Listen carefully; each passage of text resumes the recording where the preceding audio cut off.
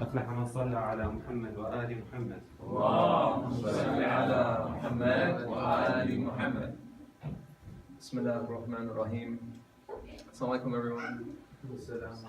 So this talk was one that I wish I would have had about 4 years ago before I started working, but there's a lot of things that once I started working nobody really told me about, and a lot of challenges that I went through, and I'm sure a lot of you guys have been through. And I just think it would be nice to kind of talk about some of these issues, kind of lay out what the issues are, what can be done about them, and how do we deal with these sort of things. So I think fundamentally the problem is, as illustrated here, there's a fear of discrimination versus the desire to be accepted for who we are as Muslims. And so a lot of us are afraid to be who we are and to say what we believe, but at the same time we want to be able to practice our faith and feel comfortable. So I'll talk about this, a few stories about what I think illustrates some of these problems. So this lady here, her name is Samantha, and she was an 18-year-old from the Bay Area. She described herself as sort of a trendy, hijabi fashionista, you want to say.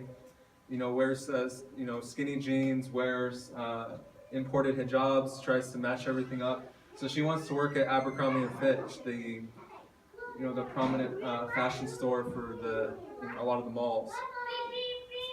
And so when she applies in there, she's quickly filtered out as what they call is not somebody with the Abercrombie look. And I think what everybody recognized is that she was a hijabi, and that was not part of what they were looking for. And so she actually sued the company and actually ended up getting quite a bit of a return with that discrimination lawsuit. Or in this grocery store, Tesco here in the UK, there were 2 Muslim employees that asked for a place to pray. It's just maybe 10 minutes during the lunchtime, and so eventually there was they opened a space for them in a closet. But the issue with the closet was that they were continually locking it, and in order for you to access the prayer room, you had to ask for the key, and whenever they asked for the key, you had to sign in, and you couldn't have more than one person in the room at a time. And so not only were they preventing these Muslims from praying, but they were also preventing them from congregating in the same way. And so this was a similar lawsuit that was reached in the UK. And the last one I wanted to give an example is this guy, Ali Abu Bakr. And so you can kind of just look at this guy and realize that he's kind of a lawsuit waiting to happen in the sense of discrimination. I mean, he's got the huge beard. His name. He's actually from Tunisia, so he's African. And so this gentleman was a employee of the state government for about 17 years before he was discriminated against. And the area of discrimination was really that he was continually passed over for promotions, that he was given a lot of hateful language throughout the day, and he was ultimately fired because he refused to come in before he was supposed to start working. And he was unfortunately laid off during the recession, where he lost his job and lost his wife and went through a lot of undue hardship, and ended up with a $1.2 million settlement at the end of it. I'm sure he would have rather had his wife back, maybe, I don't know.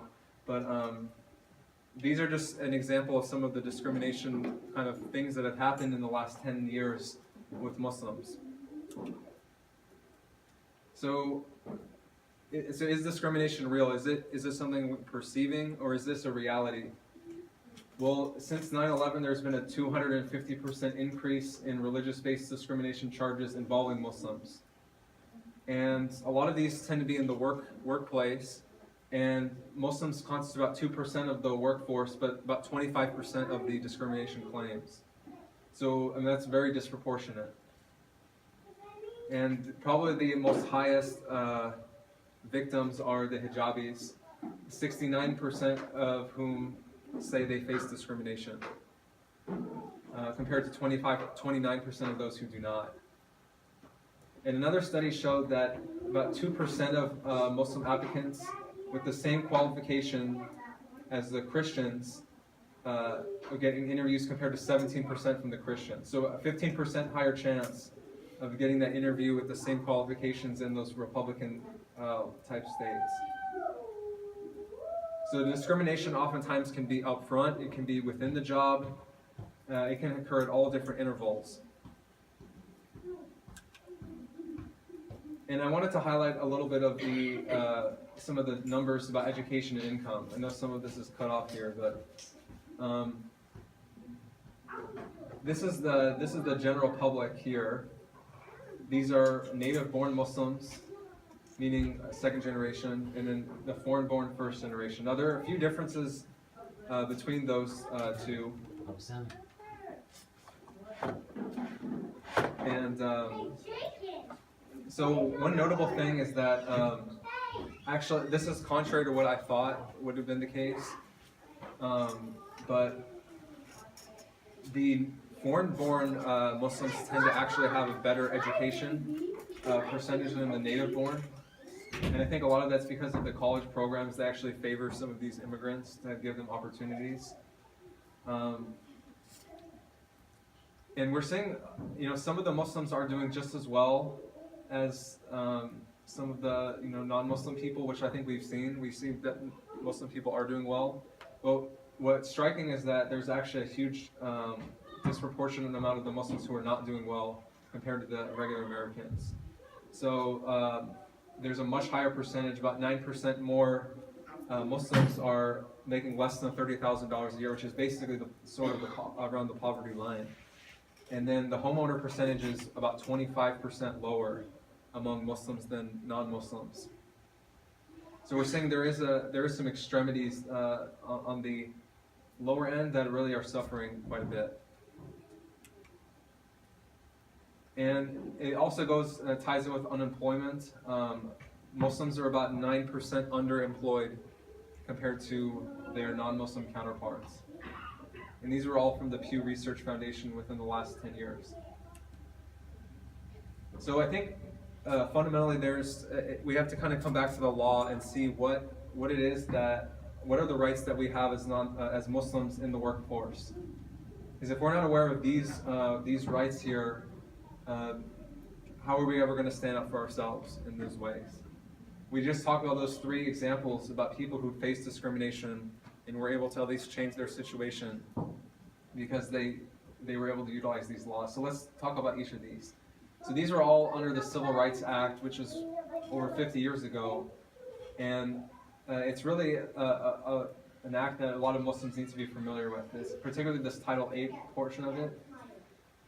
So number 1, which I think every Muslim here should know, is that employers are required to reasonably accommodate any sincerely held religious beliefs of employees, as long as it does not cause undue hardship to the employer. Now there's a lot of vague language in that, but I think we can all agree that doing a 10-minute prayer break is not really going to cause anybody an undue hardship for the most part. And wearing a hijab, for the most part, should probably not be an undue hardship on any employer. Of course, you just have to understand what your job is going to be requiring you to do. If you're going to a grocery store and you say, I'm not going to sell alcohol or pork, well, it could be a problem for them because you can't bring up half the customers that are coming up. So there's also the point where you have to kind of make the decision whether it's worth it to do this or not. In terms of hiring, they're supposed to be fair in the way they're hiring, firing, and promoting employees. Now this is very difficult to prove because ultimately an employer can just say, we decided not to have you because you weren't qualified, not because you weren't Muslim. So the onus for this one is is harder, but firing and promotions, they may be a little bit, you may be able to build up some evidence for that. A non-hostile work environment, I mean, I'm sure all of us are in hostile work environments to some extent, but that should not be a part because you're Muslim. And then if you ever complain about discrimination, it should not be without any fear of retaliation. In fact, if they retaliate and they fire you, it's probably evidence that that was discrimination. So I wanted to talk about 5 common problems that I've experienced just in the workplace, or areas that I think Muslims should know about and how they can handle them. And I hope that each of these 5 we can talk about a little bit more in the discussion afterwards, just to see how you guys have dealt with it as well. So I don't know about you, but like handshaking has always been a problem in the workplace. You know, anytime you're meeting new meeting new customers, clients, it's always kind of an expectation that you're supposed to shake your hands. But a lot of times it's very difficult to get around it. So I think what a lot of so just to have clarity about the ruling here, from Ayatollah Sistani, he says the person who asked the question says, I'm working in a company where I'm supposed to shake hands. That's an expectation that's considered impolite if I don't do that. And if I don't do it, I may lose my job. So what, you know, how do I handle this situation? What do I do? And the answer is about what you see from a lot of these, is basically saying, well, you're not supposed to do it. And unless it's caused unbearable difficulty, then you should only do it to the extent of necessity only. Now it's very vague because, you know, what is unbearable difficulty to anybody? I really don't know the answer to that. It's sufficiently vague in that sense. But I think the point of this ruling is that we're supposed to do the best that we can. And so, do we just kind of stare awkwardly and avoid any contact? Or do we, you know, how are we supposed to avoid these issues with handshaking? So I tried something new. So I recently, while I'm in the job market, I just recently accepted a job, but it was actually in this exact scenario. And so I decided to email before the interview. I said, I just copied and pasted my email that I sent.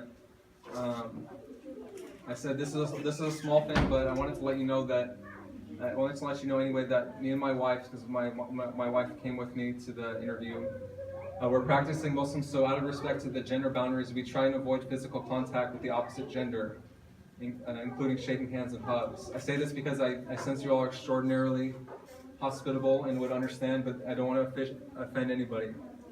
And so I got this reply. So I'm glad you mentioned this because it hasn't come up before. It is important to all of us to respect culture and religious differences. We have several Muslims in our combined group, and a lot of the medical staff, and I feel ill-informed for not having given it thought before. Thank you for letting us know. Are there any concerns about the venue for dinner?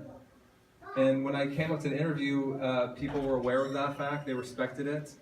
It made things much more comfortable for both sides.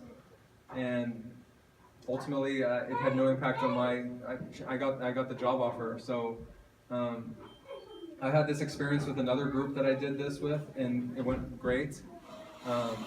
And when you think about it, if they're not going to accept you for who you are, it's probably just better to know it up front and to know that it's probably not going to be a great fit for whatever reason. So that's my experience. I'm curious to kind of hear what your guys' experience is as well. So the other one that I've come across is gossip at work is just all over the place. It's pretty much everywhere that you go, and it's something that I wasn't, I thought when I left high school all that was going to be behind me, but I figured out it's even worse in the job setting. So how bad is it? According to this study, 15% of employees occasionally gossip, 21% regularly gossip. I personally think that's an underestimation in my opinion. A typical gossip session lasts about 15 minutes, which that sounds about right to me. And then evidently the total time wasted with gossip over about 65 hours a year. So that's over a whole work week of just wasted time gossiping.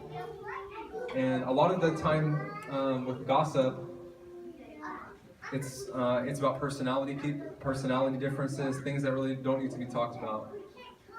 So the Quran gives us a lot of different guidance about this gossip. It's mentioned extensively throughout the Quran, and I kind of just want to highlight some of the points here. So the first one I think is really just mind your own business. In this verse it says, "Do not concern yourself with things about which you have no knowledge. Verily your hearing, sight, and heart, all of them will be called to account." So your hearing, whatever you're hearing as well, is something that you're going to be called to account for. And when we do hear these things, because inevitably you will, you can't block out your ears from everything. The Quran says, "Why do not believing men and women, whenever such a rumor is heard, think the best of one another and say, 'This is an obvious falsehood'?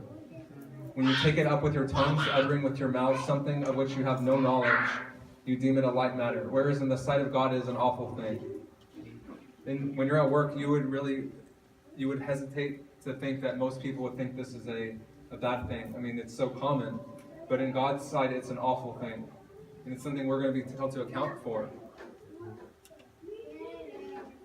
And if we do hear these things, and let's say we're not always assuming the best, the Quran also advises us to just get off the judgment seat and take a step back. And it says, "O you who believe, let not some men among you laugh at others, and maybe that they are better than you. Or don't let women laugh at others, because they may be better than you as well. Don't defame or be sarcastic to each other. Don't call each other offensive nicknames. Ill-seeming is a name connoting wickedness, to be used after it has been believed. And those who desist are indeed wrongdoing." And so we've been in this situation, we're in this gossip, so what do we do then? The Quran tells us very explicitly, it says, when you hear this ill speech, turn away and say, and I think this is really interesting. "For us, our deeds, and for you, yours, peace be upon you. We don't want to be with the ignorant." And it's basically exactly what I think we should do. And a lot of us would consider this to be impolite, but I mean, if you're slandering somebody else or being a part of that, that's probably more impolite than participating in that person's ego about their gossip session. And then this is another just point here for anyone in a leadership position. You can contribute to the gossip indirectly if you really aren't following that example. If you're one of the head people and you're gossiping, or you are participating in those discussions, or you're not stopping them, I mean, you're contributing to that action. And then the other thing is, if you aren't giving a clear message from top to bottom, you're allowing other people to fill in the gaps for you. And so you really want to be clear and decisive about what you're saying to people. I can't tell you when I was in college, I mean, is there going to be a curve? Is there not going to be a curve? Or, who's going to is this person going to get fired? Is this person not going to get fired? I mean, in work. Sometimes it's just helpful to just be very definitive, and then you can prevent some of these things from happening. Okay, so this is the other one that I've struggled with a lot, is the after-work gatherings. So it just seems like every single time there's an after-work gathering, it's always at a bar, and if you don't go, you're gonna miss out. And so how do we handle these issues? So particularly about alcohol being probably the biggest issue, we go back to Ayatollah Sistani and see what he has to say. So the basic idea is there's a ruling that we're not supposed to be at a table with alcohol. Okay, so how do we interpret this? What does that mean? So somebody asked that question. So how do you define what a table is? I mean, am I directly at the table? Is it just in the building? So the criteria here is that it's directly at the same table that you're sitting on, and you shouldn't be sitting there as an obligatory precaution if somebody is drinking alcohol. And if somebody comes there as well, and let's say they sit and then they start ordering a drink, it's the same way. And really the issue with this is all the afternoon gatherings typically involve alcohol. I don't know that I've been to a single one that doesn't. And if you don't go, you're antisocial, or if you say something, you're intolerant.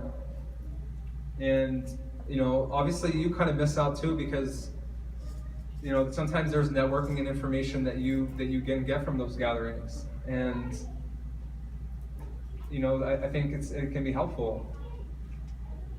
So this problem for me has been probably the hardest one, because how do you know when somebody's going to order alcohol or not? You don't. And what are you supposed to say when they do?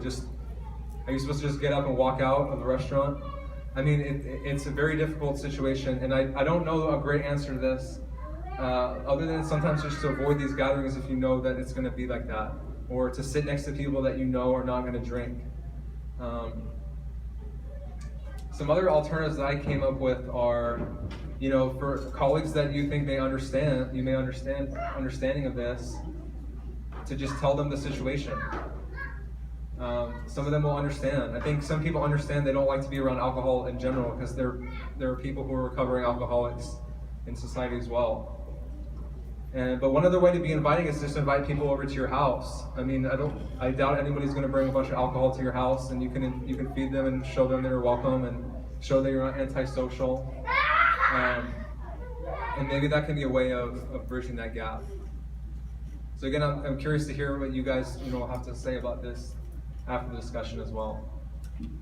One other issue is about fair practice, and this one is talked a lot about in the Quran, about how do we make sure that we are not tipping the scales unfairly in any of our dealings. So this is a verse among many that talks about this issue. It says, "Woe to the defrauders who, when they take the measure of their dues from men, take it fully, but when they measure out of others, they are deficient. Do they not think that they shall be raised again from a mighty day, the day in which men shall stand before the Lord of the worlds? Do we not forget that Allah will be the one who will be judging our scale as well?" And going along with this is about adulterated goods. It's a similar idea that we have something that's bad and we're trying to sell it as something that's good. Or we have something that's bad and we try to mix it with something that's good and then sell it as if it's the full good item. So we're diluting it. So there's a hadith from the Prophet, peace be upon him, that says, "One who gives adulterated goods is not from us." And he repeated the sentence 3 times, and he said, "Allah will remove the barakat from the livelihood of a Muslim brother who does this. Allah will destroy his economy and leave him upon his own condition." So how many of you guys have been to a Muslim restaurant where they say it's halal, but it's really not halal? They say it is, and it's not. I mean, I think about everybody has had that suspicion at one point. And that's the same part. I mean, what's the difference between that? I mean, these are common issues in the Muslim community. So the last thing is about just dealing with haram in the workplace. From the different items that we can come across, and how do we handle that? So this is a busy slide, but I want to just kind of take you through a few of the points here about what are the things that we cannot participate in the workplace, according to Ayatollah Sistani.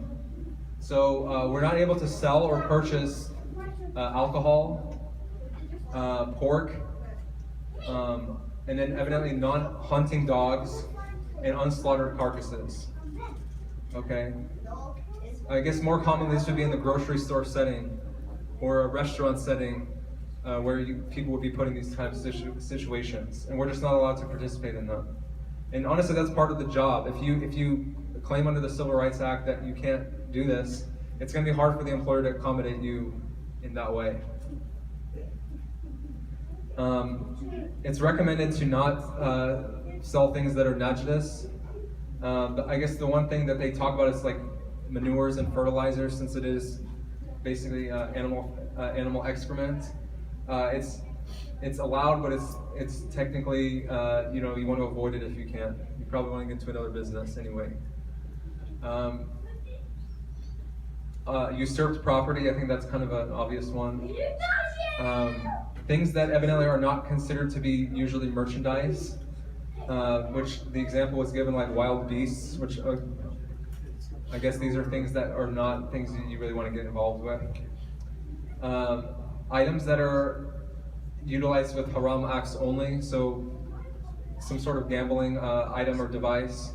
And then any transaction involving any fraudulent or adulterated activity, like we talked about with halal meat and things like that, then you're just perpetuating that issue. One other thing about interest, I just feel like we should address because it's a common issue, and I think a lot of Muslims are very confused about it. So I just wanted to go directly to his website, Ayatollah Sistani's website, and see what he has to say. And so it says a Muslim can take interest from a non-Muslim who is not under the protection of Islam. So that would pretty much apply to any of us here. And it says, but a transaction involving interest with a non-Muslim who is under the protection of Islam is haram. And evidently you can take interest with your family, evidently, so that's something you can do. I don't think you should, but I mean, you can. And so I think the conclusion for this is Islam is an extension of our, when we're at work, Islam is also a part of what we are. And so whenever you go to work, it's not like you stop being Muslim. And the good work that we can do can extend into the workplace. So if you have a client, a patient, a customer, and you go that extra mile for them, and you treat them kindly with respect, it's just because you're at work doesn't mean it's not counting. So you should always strive for that kind of attitude. And we should strive to be Muslims when we're there as well. So do good work and be Muslim. And it can be difficult, but I think that's kind of ultimately the goal that we want to go towards. So I just want to open up the floor for questions or comments and discussion. And Salat ala Muhammad wa ali Muhammad.